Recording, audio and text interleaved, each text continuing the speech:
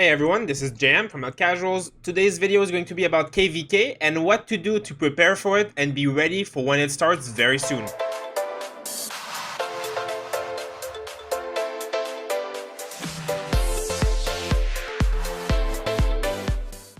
So my first tip is going to be about consumables and items. So as you see here, some of the items that are very important for KVK would be stuff like shields, as well as these kind of buffs, attack, defense buff. Now, anti-reconnaissance and deceptive troop can also play a pretty important role. And obviously, basic army expansion, as well as the advanced army expansion, those are very important. You're going to be using a lot of this in KVK because during major fights, you're going to use as big of an army as possible. So I recommend you grab these kind of items whenever you can, specifically these shields. Of course, these are probably the most important items that you can get in the game for KVK, because if you go to bed or if you're in a dangerous area or you can't be in the game for a few hours or a few days, this will be something that you will need. Otherwise, you would need to teleport away, which brings me to my point of teleports, which are the other most important item that you can get. So territorial, random, and targeted. Of course, targeted being the best teleport that you can have because it makes you be able to teleport anywhere, but they are also more expensive and harder to acquire.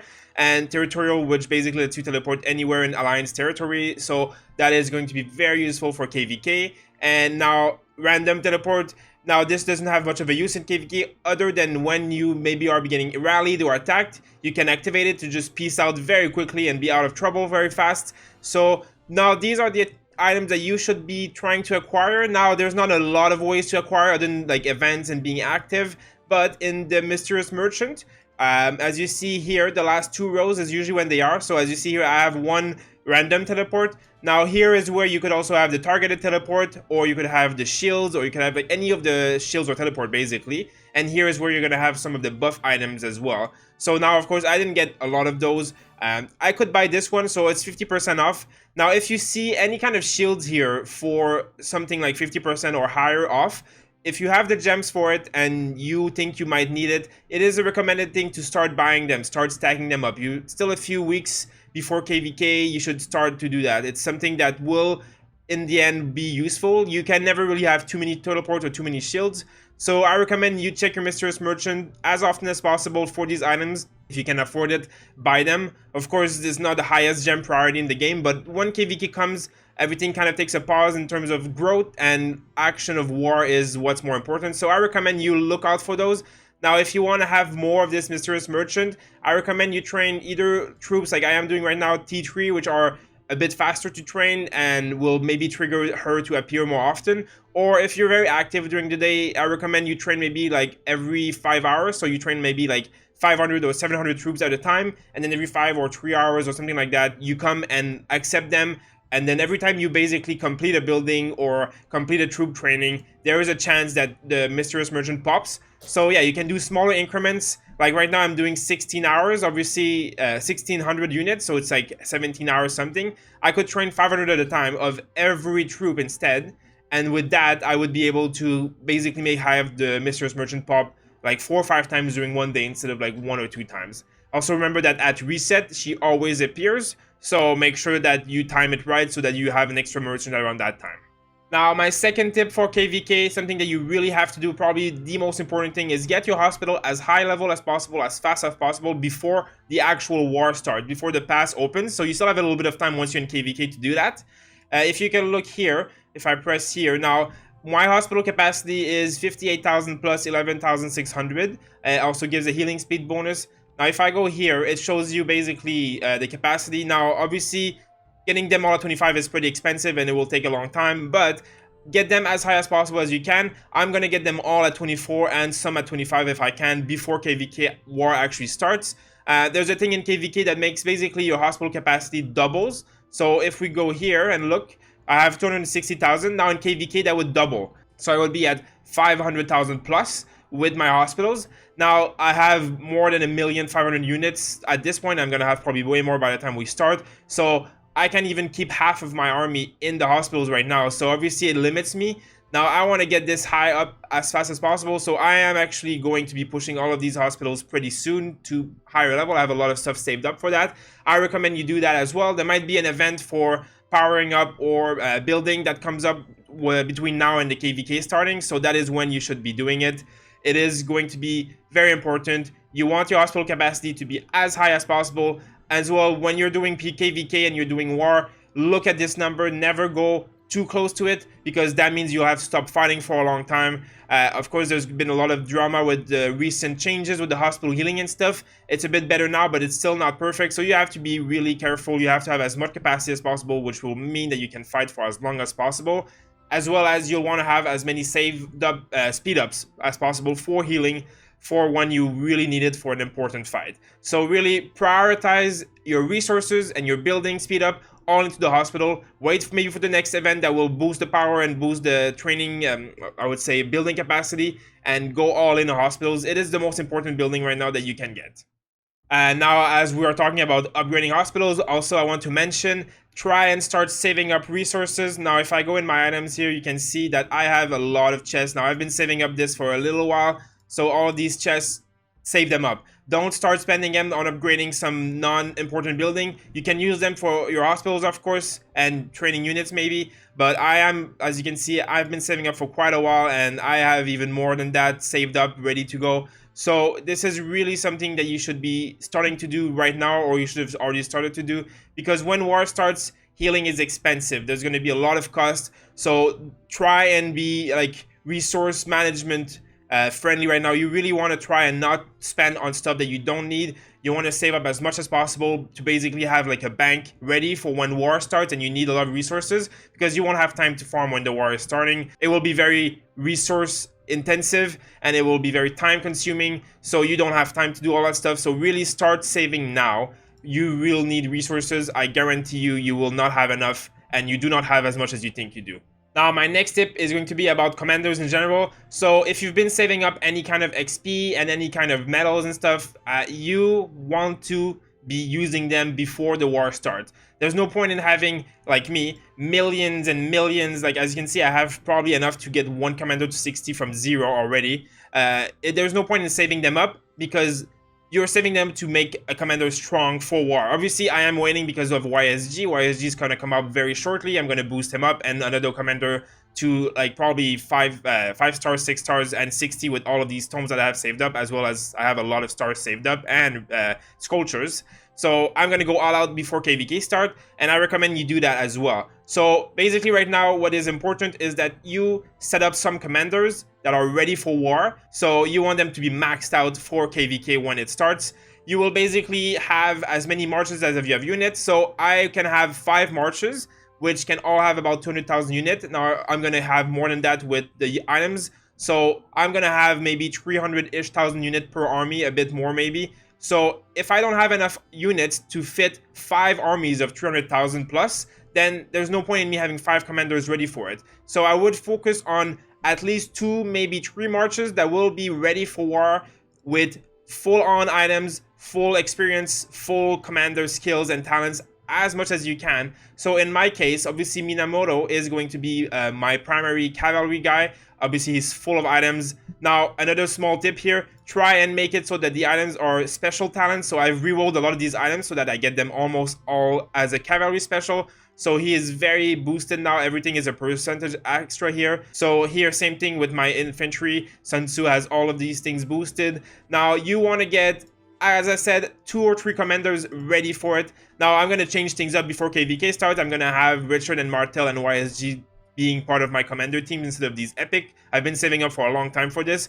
So this is the time. This is when you want to max out some commanders. So yeah, I recommend you spend what you've been saving up on now. There's no point in having all of this saved up for no reason. You wanted them to be decked out before the war starts, because it will have a really big impact. Between you and another player with the same amount of units, same amount of tech, you have a level 60 and you have a level 55, well, guess what? You'll win. So that's where the difference is. So make sure to max out some commanders. If you want some tips or some help about this, we have a full video on the best epic commanders, and especially for free to play, and as well as really good video about commander tips and mistakes to avoid to make sure that you really maximize their potential. So check those out, as well as you can always comment or ask us questions on our Discord about this. I'm happy to help you, especially if you're on our kingdom. I'll let you know which commander to do, which commander to go for, depending on your infantry or cavalry or archer, depending on your specialty and your technology, of course. So if you have all your technology for one type of unit, as I am personally infantry,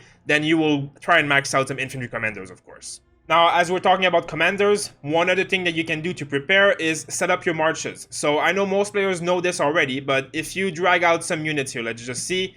Now you have here on the side, it's not always showing, but you can just press these little arrows. You can see that here, those are 5 preset march. So 1, 2, 3. So I have 5 of them set up. They're not perfectly set up yet, but I'm gonna obviously make them a bit better. Now, if you click on this button, you see you have 3 of them. So you see there's actually 15 presets that you can do. Now, I have to rework mine a little bit, but some of them are pretty set. So as you see here, this is like basically one of my main infantry march. This is basically one of my main cavalry march. Now this is a movement speed cavalry march. So instead of having Mina, Cao is the leader, so he's a bit faster. Obviously, I can add one more here. So I'm still working on it. As I said, I'm still working on my commanders, but this is something you should be doing so that basically when war is starting, you have, if you're basically joining a rally, let's say. So I'm going to join a rally. See, there's one right here. Now, how do I join this rally? New troop. I press here. I know. Boom. Don't have to do anything else. It's already set. He's already joined the rally. I know that this sends as many cavalry as reinforcement as possible because it has an Osman secondary and my Lohar as primary. So this is obviously a PvE rally joiner. Now you can set one of them for PvP rally joiner for Cav, PvP rally joiner for infantry, and as well as just a main march, which in this case would be my Sun Tzu Richard. So boom, ready to send right away. Now I want to send another one. I press right here. Let's see this one. Doom. See how fast I can get these armies out? Of course, now these don't take the example of these armies because they're not fully set up right yet, but this is what you should be doing. Set up yourselves 5 war marches. Set up yourselves 5 barbarian killing marches with peacekeepers as leaders, because there's gonna be a lot of barbarian action in the Lost Kingdom as well. And set up yourself maybe 1 gathering march, 1 movement speed march. In my case, this march here, which is Lancelot and Dragon Lancer, goes with 1 horseman. This is basically a rune getting march or a capture march for an arc. So this is the fastest march possible. I mean, obviously it can be a little bit faster if you're using epic commanders and legendary commanders, but this is basically heroes that I don't need in war at all, but they will go very fast. As you see, it takes 8 seconds for them to go. Now if I was to add, like, let's say T4 Knight, it's 9 seconds. Now I'm not going very far. Let's see if I do it this way. So now it's 22 seconds. Now let's see 25 seconds. So you see, T1 is slightly faster than T4. Now, of course, 37 seconds if it's a samurai, so that's even even slower. So try and set up yourself, like I said, a few marches for everything. Have one ready to join a rally for PvP. Have one ready to join a rally for PvE. Have one ready for cavalry war, like at March that you just open field cavalry. Have one ready for open field infantry. Have one mixed army with maybe Joan as a leader so that she supports your allies around you when you're fighting in the open field. So this is when you want to set this up. You want to have all 15 of them set up. Try and use the colors for different ones. So like blue can be war, red can be PvE or barbarians, and yellow can be like random fluff stuff like movement speed and support and stuff like that. But basically, you just use these buttons. So you can set up a march here. Basically, you can set up whatever you want and then add the units you want. And then you press the green button and you can go and let's say I want to write here, boom. So the green button puts it in here. Now I could also do this, and this will take them out so that I can go through them fast. So it's pretty self-explanatory, it's pretty easy. You just press this to go around, and you just press these buttons if you don't want to have this whole screen annoying you here. Like, you just go around like this, and it's pretty easy to switch around, as you can see. Now, of course, I have some commanders out of my sleeve, so it's not working properly, but you can get the grasp of it. This is how you want to do it. You want to be ready so you can act fast, because things happen fast in KVK, and you don't want to have like 10-30 seconds just trying to figure out which unit goes where, how many units you're going to bring in, which commanders does what. Set up your marches with the right commanders as primary and the right commanders as secondary, and be ready to join.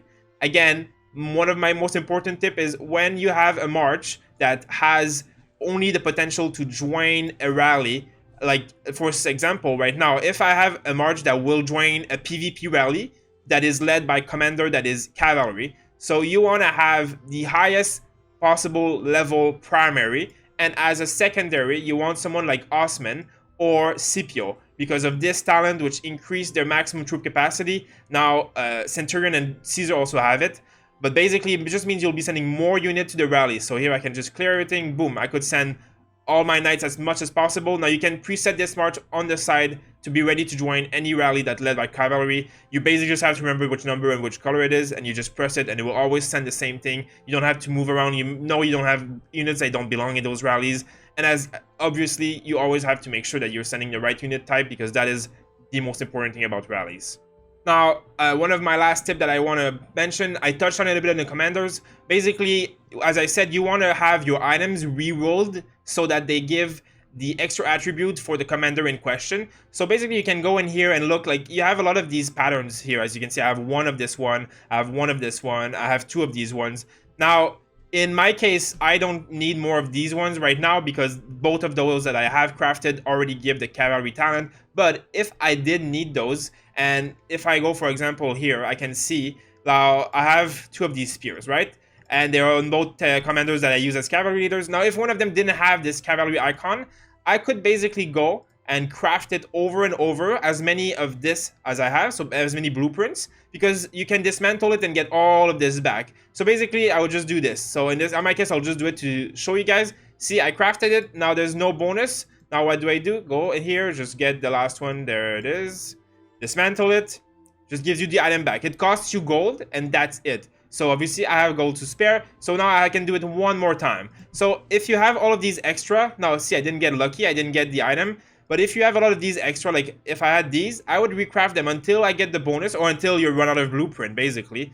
So you can see that on my commanders, I've done this a lot already, but this is something you should be doing right now. If you have all of these extra patterns and you're not using them, especially for green items and white items if you're still using those, just keep making them until you get what you want. See, I'm going to keep crafting because I have the blueprints and I don't need more of these items. So they're no use for me. I don't need them. So I'm just going to keep dismantling, crafting until I get the procs that I need. Now, I've crafted 4 items and I didn't get it. Obviously, I'm not very lucky today. But in general, I've been pretty lucky in getting those.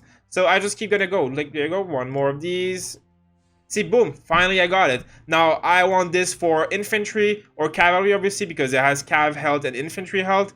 Now, obviously, you have to make sure that you're doing it for the kind of unit that you want. Now, I'm obviously a infantry leader guy, so this, for me, is actually a good item. I need this as an infantry. So, boom, there you go. Now, I have an infantry breastplate for my commander.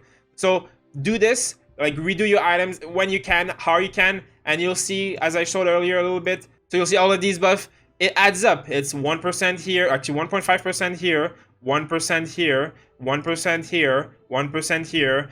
That's like almost 5% statistic just from reforging my items alone. Now, you know how long it is to research 5% in the academy just to get some, like, 5% of a stat? It's worth dozens and dozens of millions of resources and like weeks of times of research. So this is something you can really do. It's min-maxing, but it's really important and it's very impactful when you do this kind of stuff. So I recommend doing that just to make yourself have a little bit of an edge.